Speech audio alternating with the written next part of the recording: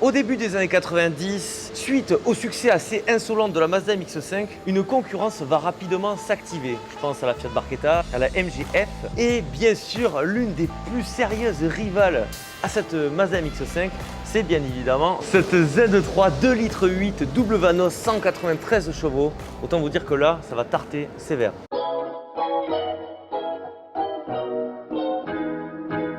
Déjà quand même mention à ce magnifique palais galien. Et oui, pour une fois, je tourne dans Bordeaux Centre. Donc s'il y a des petits sons, des choses pas forcément que vous avez l'habitude d'entendre, excusez-moi, hein, c'est les inconvénients de la ville. Sachez qu'à la fin des années 80, c'est une période où vraiment les roadsters, c'est quelque chose de décimé. Il y avait encore Alfa Romeo, marque absolument formidable, qui commercialisait son Spider. C'était quand même une voiture assez à l'ancienne. Elle était complètement typée années 60. C'est normal, c'était sa période. Les Anglais avaient complètement déserté le secteur et la vérité, c'est que la plupart des constructeurs faisaient plutôt des petites GTI. Peugeot 205 GTI, Golf 1 GTI en tête. J'en ai parlé en introduction, Mazda va prendre tout le monde à contre-courant en lançant sa fabuleuse MX-5. D'ailleurs, la MX-5, c'est toujours le roadster le plus vendu dans le monde. Et chez les premiums, je pense notamment à BMW, eux, ils n'ont pas fait les choses à la légère en sortant cette absolument magnifique BMW Z3 qui sera le premier roadster de la marque à véritablement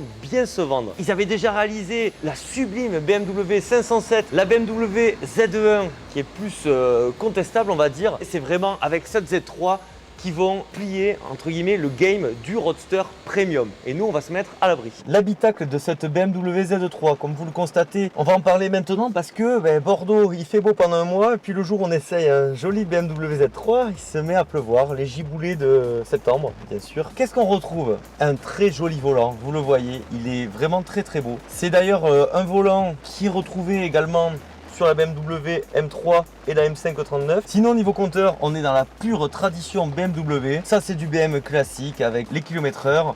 Le compte-tour, la zone rouge n'est pas à 9000 comme sur une S2000, mais je pense qu'il y a moyen de se faire vraiment plaisir. Vous voyez, c'est vraiment un habitacle assez simple et moi c'est vrai que niveau design, j'en suis pas absolument fan, mais tout est fonctionnel.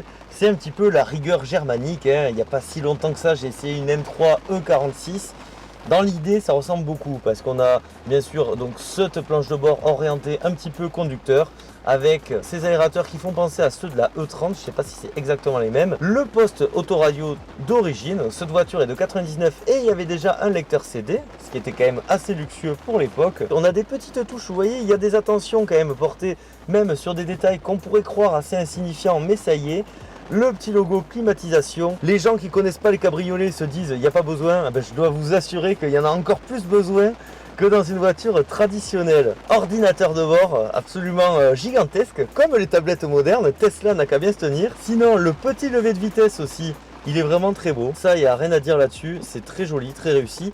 Vitre électrique, climatisation. On a même un airbag ici et un airbag ici, messieurs, dames.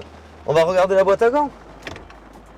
Ça va, c'est ok, ça passe. Dodge Qualitat, on voulait décapoter, on le fera pas de suite, j'espère qu'on va pouvoir le faire quand même. Le détail qui nous enchante tous les matins, vous savez ce que c'est? Mais c'est absolument ce Z3 magnifique. En fait, c'est une idée des anciens propriétaires, on ne sait pas exactement qui a osé faire ça. Donc ils ont enlevé donc, le logo Z3 de la malle pour le mettre ici. Et franchement, moi je trouve ça assez marrant quand même. Et d'ailleurs, ici, c'est une petite cachette. En fait, tu peux le verrouiller sur là. D'accord, ok. Mini cachette. On peut mettre quoi? Des CD peut-être? Des clés, tout ça. Des clés, ouais. Et... Ah, et cachette un peu plus grande. Et puis aussi, on a un peu d'espace à l'arrière. Pour avoir utilisé une MX-5 NA en daily pendant 2 ans, je dois vous assurer que la petite place à l'arrière, des fois, elle fait la différence. Il ne pleut plus, donc on va en profiter pour présenter le design de cette BMW Z3. Et autant vous dire que là, c'est une absolue masterclass. Déjà parce que, vous voyez, on a une calandre pas caricaturale dégueulasse comme les calandres des BMW modernes. Quoique les futurs concepts annoncent peut-être un retour à la raison, il était temps. Il y a eu 3-4 années là vraiment catastrophiques je trouve. On a des phares qui font presque penser aux Angel Eyes de la BMW série 5 E60. Et puis surtout ce que l'on retient principalement sur cette voiture, c'est que c'est quand même une petite auto, elle fait à peine 4,03 m. Vous voyez la largeur du capot. Je peux pas le prendre en largeur, il est absolument monstrueux, galbé. Sachez que ces galbes, elles sont présentes uniquement sur les versions 6 cylindres, sur les phases 1 et ensuite partout à partir des phases 2. Ici, c'est une des dernières phases 1. Mais du coup, vraiment, ce qui est absolument fantastique, c'est la longueur de ce capot. Moi, vous savez, j'aime principalement les coupés, les cabriolets avec un petit arrière, un énorme avant. Bon là ici on va presque dans la caricature, un coup de maître de la part de BMW et l'une des BMW des années 90 les plus mythiques. D'ailleurs cette voiture a été initiée par le film GoldenEye, mais c'était une version 4 cylindres et ici on a une version encore mieux.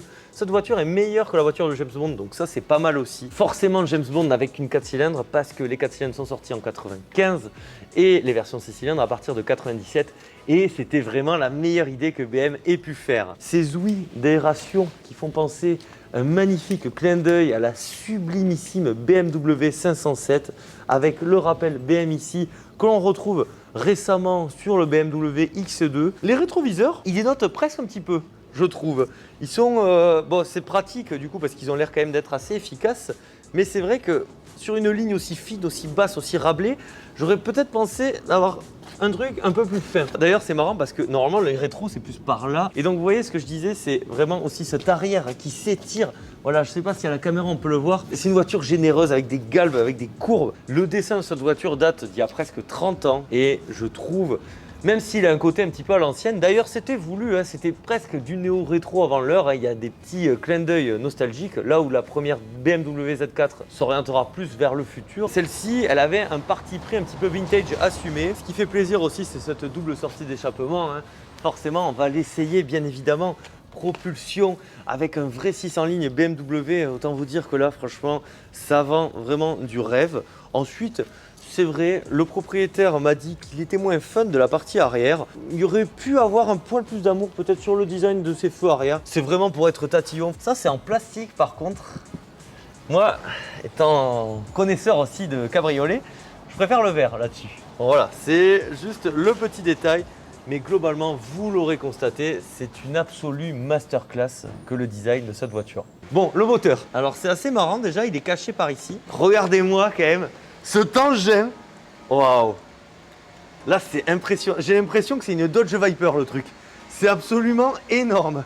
Ça fait la moitié du véhicule. Regardez quand même le capot comme il est balèze. C'est trop rigolo. Qu'est-ce qu'on retrouve? Un mythe absolu de l'automobile, hein. Il n'y a pas si longtemps, j'ai essayé un V6 Bousseau. Merci pour vos retours. Bon, et maintenant il y a du soleil. Bon, voilà.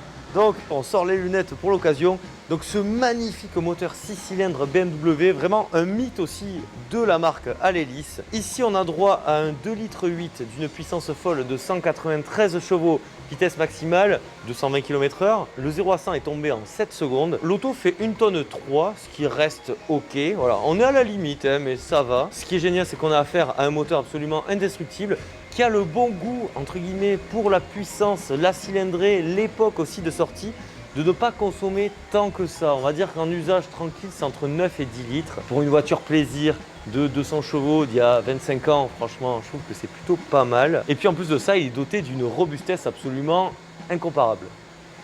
Et là, hop là, hop, hop, hop, hop. C'est impeccable. Pourquoi on achète un BMW Z3? Bien évidemment pour ce coffre. Oh putain! Je suis enjeté ou quoi? Bon. WRN, exceptionnel. Non, alors, 165 litres de capacité. Comparé à la Mazda que j'ai, c'est mieux. Déjà aussi parce que l'ouverture est plus sympa. Il y a un accès à bord un peu plus facilité. On va pas dire que c'est une voiture logeable, hein. On va pas aller jusque là. Pour une petite voiture qui fait plaisir, en plus il y a de l'espace à l'arrière, ça je vous l'ai montré tout à l'heure dans l'habitacle, ça fait le taf. En daily ça sera quand même un petit peu compliqué, voilà, il faut être un peu maso, hein. Moi je l'ai fait avec une Mazda MX-5 pendant 2 ans. Mais après j'ai craqué et j'ai opté pour un sublime Peugeot 1007. Vous voyez, il y a des petits détails en plus, BMW oblige. C'est quand même hyper sympa. La fameuse trousse à outils BMW, normalement elle est souvent située ici. On la retrouve quand même avec cette Z3. Aussi, j'ai oublié de le mentionner tout à l'heure, mais cette BMW Z3 est la première BMW à être produite aux États-Unis, c'est un fait à savoir. Ça ne sera pas la dernière d'ailleurs, c'est vraiment elle qui va entamer ce volet plus mondial de BMW. Bon, les atmophiles, le premier tour de roue, je suis trop bien installé, vraiment. C'est ça que j'aime bien sur ce genre de voiture. J'avais déjà eu le même constat un petit peu avec la Honda S2000 et même avec ma Mazda MX-5. Bon, par contre, la lunette arrière en plastique, ça, moi je persiste à dire que je suis pas hyper fan. Et ça fait vraiment quelques instants que j'ai la voiture en main et comme je vous ai dit, je me sens trop bien installé. J'ai l'impression de la connaître déjà la voiture, c'est fou. Le levier de vitesse, il est top de chez top. Ça, t'es sûr. La voiture est déjà chaude, ça c'est cool aussi. Bon, par contre, c'est une voiture dans le pur esprit BMW, à savoir 6 cylindres à l'ancienne. Puis vous voyez, comme il y a très peu d'informations à bord, finalement, on se concentre un petit peu sur la conduite. Et c'est vrai que c'est plutôt sympa. Voyons. Ouais, tu verras. Ce qui est bien, c'est qu'on sent qu'il y a de la, il y a de la patate quand même. Ah bah oui. Quand même oh, putain. Mais là, On sent le Vanos. Avec les rails du tram, tu vas glisser. Ouais. Ouais, par contre, j'ai peur de drifter aussi parce que, attention quand même, voiture un peu à l'ancienne, hein, on l'a dit. Mais, vous voyez, là vous voyez Bordeaux Centre quand même, c'est sympa aussi. Normalement, je vous le montre pas trop. Ouais. Ben là, on est derrière chez moi. Donc, hop. Vous voyez, on est dans le quartier fin Tourny, début Codéran. C'est très sympa.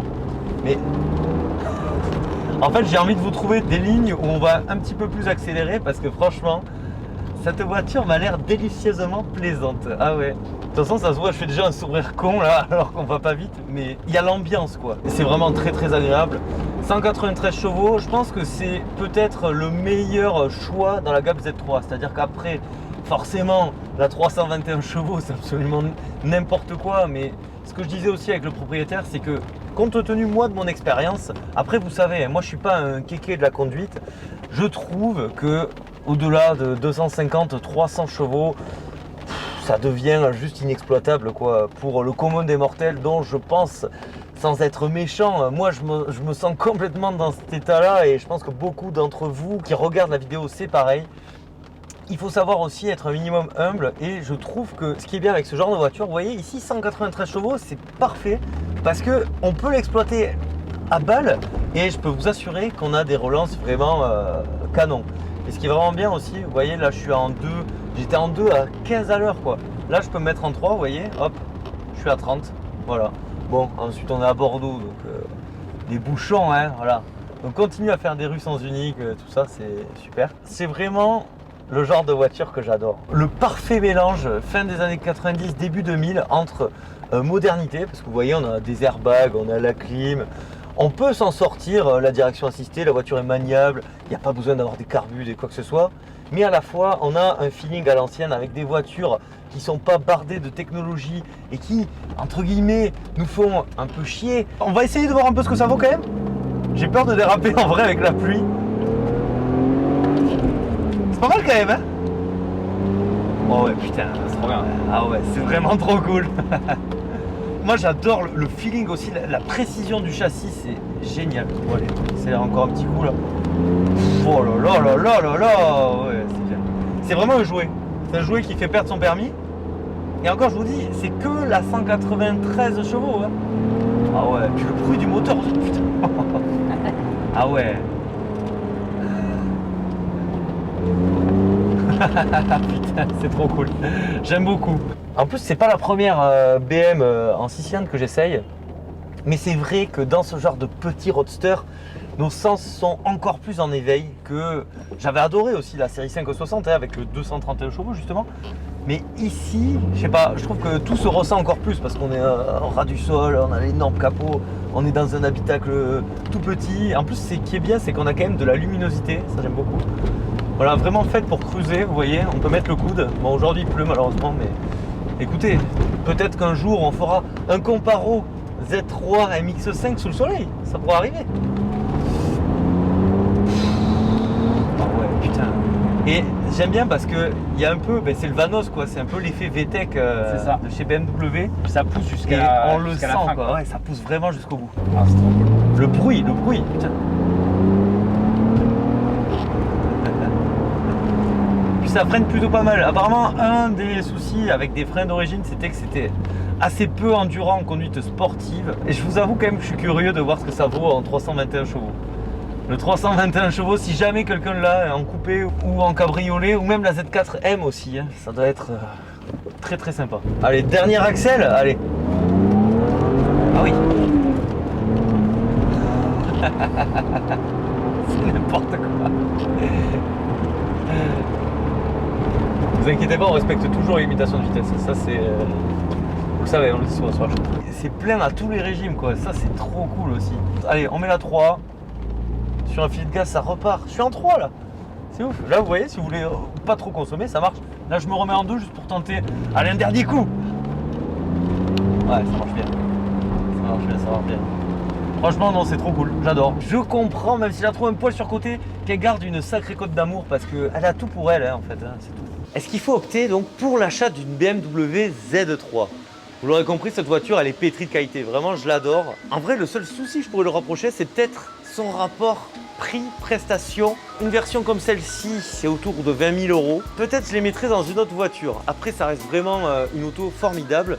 Mais pour un tarif moindre et peut-être en version 3 litres par exemple, on pourrait opter pour le premier BMW Z4 E85 Chris Bangle. Je pense que la plupart des propriétaires de Z3 ne vont pas être d'accord avec moi. En fait, ce que je trouve fou, c'est d'avoir réussi à faire une voiture aussi belle que celle-ci et de se renouveler complètement en proposant une autre voiture, une alternative absolument aussi fantastique. Si vous voulez un Z3 mais que vous n'avez pas forcément le budget, est-ce qu'il faut partir sur un 4 cylindres? Moi, je suis un petit peu mitigé aussi. Alors, j'ai pas essayé de 4 cylindres, mais tous les retours que j'ai eus, c'est que c'est quand même vraiment un petit peu décevant comparé à ça, forcément. Si vous avez l'argent, prenez un 6 cylindres ou alors en alternative 4 cylindres, je peux vous conseiller par exemple la Fiat Barchetta ou encore la MX-5 en NA, NB ou NC, ça coûtera moins cher. Ça serait peut-être pas mon choix principal, peut-être qu'à ce prix je prendrais une Boxster aussi. Dans tous les cas, ça reste une auto forcément absolument recommandable. C'est l'une des BMW les plus mythiques des années 90, voire l'une des BMW les plus mythiques tout court. Cette voiture est absolument monumentale, avec son look caricatural, sa fiabilité vraiment d'une autre époque, hein, parce que ensuite BM ça a été un peu plus compliqué. Cette auto pour moi c'est le symbole d'IBMW peut-être au top, à son apogée, conquérant, avec de bonnes idées, une gamme variée, intelligente, chose que malheureusement aujourd'hui on a un petit peu plus de mal à retrouver. Bon, voilà les atmophiles, cette vidéo touche à sa fin, j'espère qu'elle vous a plu. Un immense merci au propriétaire de cette voiture qui est aussi derrière la caméra, vraiment un grand merci à toi. Si cette vidéo vous a plu les atmophiles, pensez au like, à l'abonnement, c'est hyper important. N'hésitez pas à me dire vous ce que vous en avez pensé depuis l'espace des commentaires, plutôt Z3 ou Z4 d'ailleurs, je serais curieux d'avoir votre avis. Un immense merci à tous ceux qui me soutiennent d'ailleurs depuis ce même espace, mais le plus important c'est pas ça, c'est quoi le plus important? C'est de prendre soin de soi, prenez soin de vous. C'était Atmo, je vous dis à la prochaine, bisous, ciao.